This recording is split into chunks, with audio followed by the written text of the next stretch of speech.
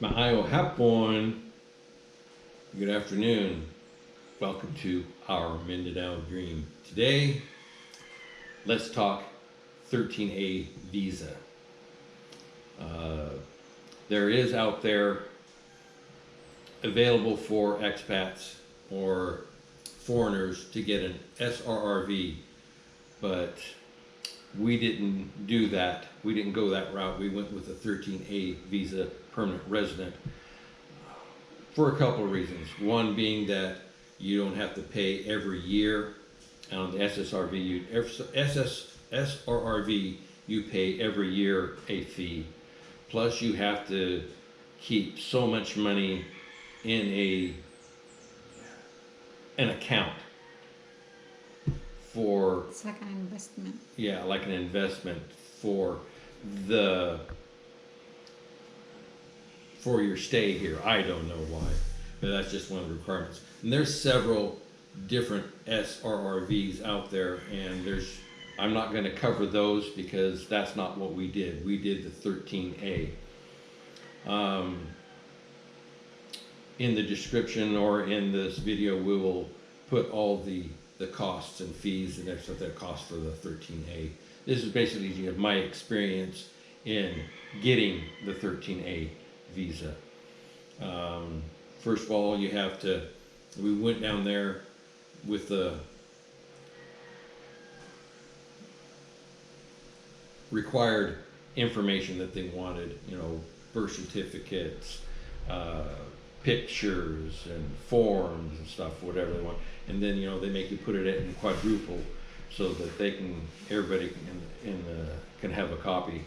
You have to have an NBI clearance first. And for Filipina, usually you can get the results within the day or maybe the next day at the most.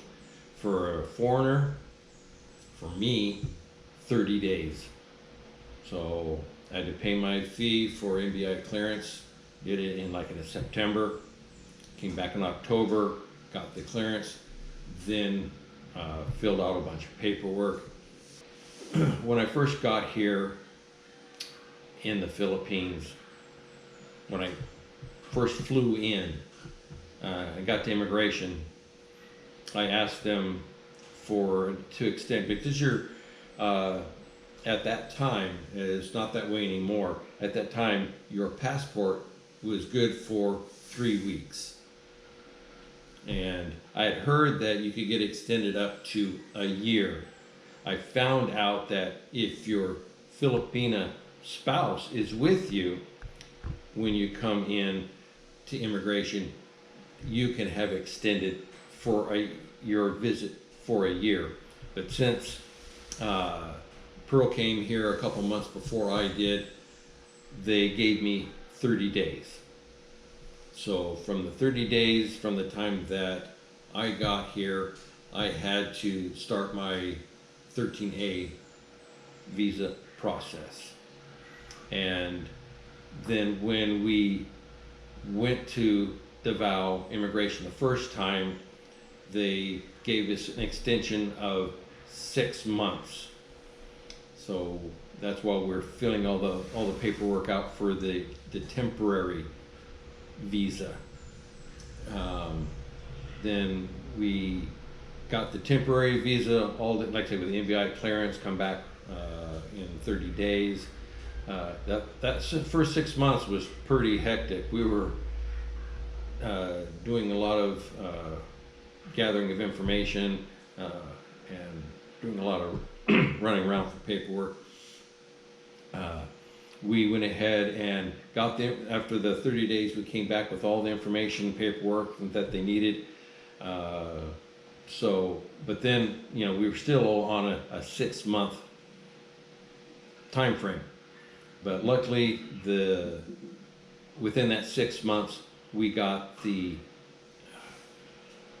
temporary, and it just so happened to coincided, I think it was in January of that year, to where we had to pay our 310 peso annual fee for just showing up to say that, yes, I'm still here in the Philippines. which you have to do every year. It doesn't matter if you're SRRV or if you're 13A or whatever visa you have to report to immigration every year to let them know. So we got the temporary, and at that point in time, we got extended for 1 year. And at that point then, so within, with the 6 month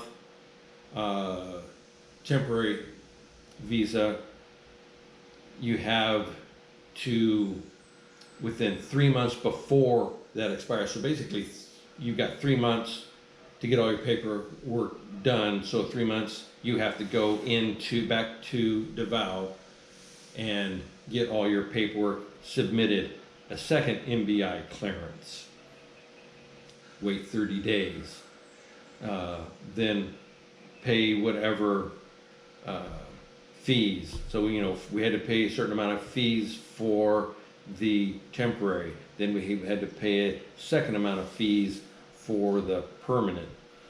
So after we went back, and this was in like October of 2020, we went ahead and filed for the permanent resident visa, or the 13A visa. Had the MBI clearance because we went in September, so we were ready in October. Did all that, paid all those fees, and that 13A was approximately 13,000 pesos, something like that. But on top of that, when we did the temporary the previous year, we were living in Gamawan. When we did the permanent, we were now here at Forest Drive. Didn't know it at the time, didn't think it was that big of a deal. Just thought we'd just, give you a change of address form and fill it out. No. Silly you. There is a 200 peso per month penalty fee for every month that you are living at your new address that you haven't reported it to immigration. So not only we had to, first of all, we had to get a new Perl clearance. We had to get a barangay clearance. We had to go to a lawyer and get an affidavit of change of address. So we needed those three things: a Perl, barangay, and letter of affidavit, letter of change of address from a lawyer, and get that. So we had to come back again. Also, there's thought I'd lost my temporary, but luckily when we came back after, when we went to do the permanent, and they told us that because they would not file the permanent residence because the change of address wasn't correct. So we had to come back, get all those things, then go back to Davao yet again. I can't remember exactly how long it took to get all that stuff cleared up so we could go back to Davao and get that. But so it costed us 2,400 pesos in penalty fees for not having our change of address done.